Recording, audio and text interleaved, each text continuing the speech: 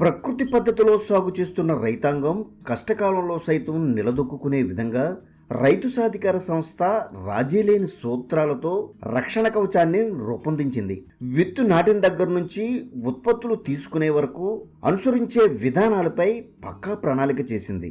దీనికి అనుగుణంగా సాగు చేస్తున్న రైతు శివమ్మ ఏ గ్రేడ్ ఏటీఎం విధానాలను అనుసరించి పక్కాగా రాబడి సాధించడమే కాకుండా భూమిని పునరుజ్జీవం చేస్తున్నారు. అందరికీ నమస్కారం అండి. నా పేరు ఉదయగిరి వెంకట శివమ్మ. మాది పెరుమాక గ్రామము, తాడేపల్లి మండలము, గుంటూరు జిల్లా అండి. నేను ప్రకృతి వ్యవసాయంలోకి దేనికి వచ్చానంటే, మా ఇంట్లో అనారోగ్యంగా మా వారికి, మా మనవాళ్ళకి కూడా హార్ట్ ప్రాబ్లం వచ్చి హార్ట్ ఆపరేషన్ చేయించాము. చెయ్యాలనే ఆలోచన వేరే సారోళ్ళు వచ్చి చెప్తే చూశానండి. వేరే వాళ్ళ ద్వారాగా నేను తెలుసుకున్నాను. దానికి తోడు మా భూమి కూడా సారం తగ్గిపోయి సౌడు బారినట్టుగా తెరలుగా పంట సరిగ్గా పండేది కాదు. దీనివల్ల నేను పిఎండిఎస్ 4-5 రకాల విత్తనాలు చల్లేదాన్ని మొదట. తర్వాత 25 రకాలు వేసుకున్నాను. ఇప్పుడు 30 రకాల విత్తనాలు చల్లాను. దానివల్ల భూమి సారం పెరిగి పొలమంతా ఒకే రకంగా పంట మొత్తం బాగానే పండుతుంది.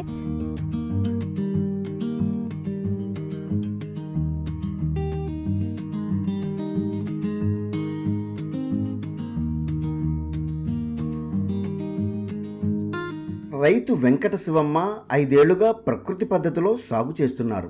ఈ క్రమంలో ఆమె ఎకరా విస్తీర్ణంలో ఏ గ్రేడ్ విధానాన్ని అనుసరించి అరటిలో అంతర పంటలుగా కూరగాయలు, ఆకుకూరలతో పాటు జొన్న పంటల నారును బీజామృతంతో శుద్ధి చేసి నాటుకున్నారు.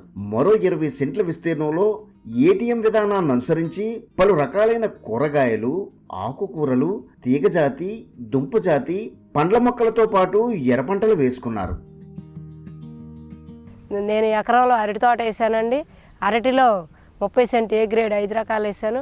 ఏటీఎం మోడల్ వేసాను ఒక 20 సెంటు. ఏటీఎంలో ఆకుకూరలు 5-6 రకాల ఆకుకూరలు, గోంగూర, తోటకూర, పాలకూర, చుక్కకూర అవి చల్లానండి. దాంట్లోనే కంచెలమ్మటే అట్లాగా దోస, బీర, సొర, కాకర పెట్టుకున్నానండి. దీనివల్ల 4-5 క్రాపులు తీసాను. వేసిన దగ్గర నుంచి బాగానే ఆదాయం వస్తుందండి. ఇది వారం స్టాలు పంచాయతీ దగ్గర పెట్టుకుంటాము. మిగతాది ఏదన్నా కొద్ది గొప్ప ఉంటే ఇంటి దగ్గర టేబుల్ వేసి పెట్టుకుంటే సేల్స్ అవుతుంది. దీనివల్ల నాకు బాగానే ఆదాయం వచ్చింది.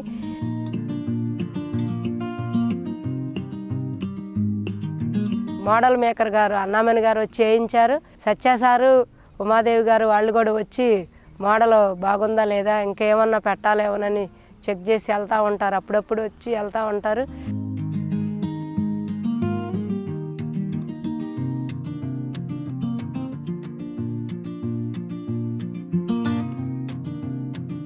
ఈ విధంగా సాగు చేసిన పంటలకు 15 రోజులకు ఒకసారి ద్రవజీవామృతం అందిస్తున్నారు. అదేవిధంగా చీడపీడలు ఆశించకుండా ముందు జాగ్రత్తగా నీమాస్త్రం కషాయాన్ని పిచికారీ చేసుకుంటున్నారు. పంట వేసిన తర్వాత 15 రోజులకు ఒకసారి ద్రవజీవామృతం పారిస్తూ అప్పుడప్పుడు స్ప్రే కూడా చేస్తాము. అవే సరిపోతుంది అండి. నేను 4-5 సంవత్సరాల నుంచి నేను ప్రకృతి వ్యవసాయం చేస్తున్నా కాబట్టి ఎక్స్ట్రా ఏమి లేదు. ఈ అరటి తోటలో కింద నేల మీద మల్చింగ్, ఆకు పిల్లకి అవి కోస్తాం కాబట్టి అవి మల్చింగ్ సరిపోతున్నాయి. బాగానే ఉందండి. ఎక్కువ ఖర్చు ఏం లేదు నాకు. ఏటీఎం మోడల్ వల్ల నాకు సుమారుగా వారం స్టాల్ పెడతాం వల్ల 3-4 వేలు ఆదాయం వచ్చింది. దీంతోపాటు భూమికి నేరుగా సూర్యరశ్మి తాకకుండా జొన్న పంటను మల్చింగ్గా వేసుకుంటున్నారు.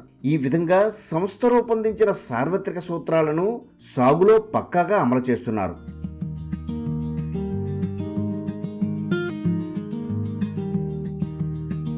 ఈ క్రమంలో పంటల నుంచి లభ్యమైన ఉత్పత్తులు సేకరించి ఇంటి అవసరాలకు వినియోగించడమే కాకుండా అదనంగా వచ్చిన వాటిని గ్రామస్తులకు విక్రయిస్తున్నారు.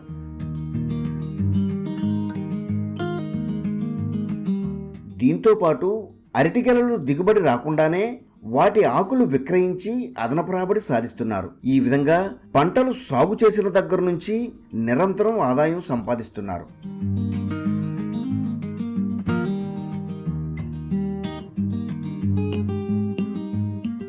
ఈ పద్ధతి సాగు నుంచి ఆర్థిక ప్రయోజనం పొందడమే కాకుండా నేలను సారవంతం చేసి వానపాములు వృద్ధి చెందేలా దోహదం చేస్తున్నారు.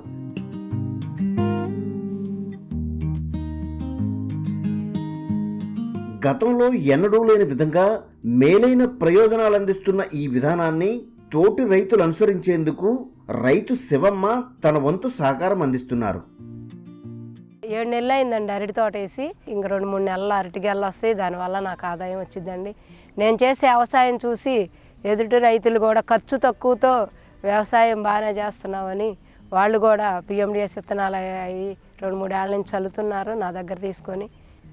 వాళ్ళు కూడా ఇలాగ ఏ గ్రేడ్ మోడల్లో అవి 4-5 రకాలు పెట్టుకొని మోటివేట్ చేస్తున్నారండి. నేను ఇంకా మా ఊళ్ళో రైతులందరినీ మార్చాలని ఆలోచనతో నేను ఈ వ్యవసాయంలో చేస్తున్నాను సార్.